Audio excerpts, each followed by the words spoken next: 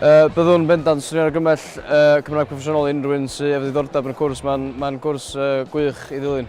Nes i fwynhau'r blwyddyn gyntaf yn yr athrol yn byw ym Mhontycelyn, cael dod i nabod pobl trwy gyfrwng Gymraeg a cymdeithasu. A wedyn, flwyddyn ola'n lot mwy o waith mewn ffordd.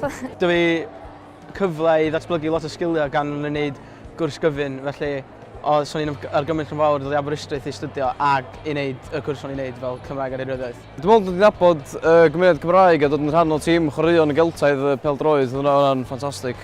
Mis Medi fyddai'n dechrau cwrs MA, Mhrifysgol Caerdydd, mewn Cymraeg, so symud dôl adre a gweld beth eithaf yn... Dwi wedi derbyn swydd yn Gaerdydd gyda Cymdeithas y Iaith nawr yn gweithio fel swyddog maes. Felly edrych ymlaen o ddechrau yn y byd gwaith a gweld sut mae'n mynd. Dwi'n meddwl gyda ieithoedd, mae'n fwy pwysig nag erioed i ddysgu ieithoedd yn enwedig y Gymraeg a mae'r Sbaeneg yn help dros y byd i gyd. A fi'n teimlo bod yr iag ar lot o ddrysau fi ar gyfer y dyfodol a gallu byw mewn gwledydd tramor a chael byw mewn diwylliant gwahanol a ewch amdani bendant a newch chi ddim dyfaru.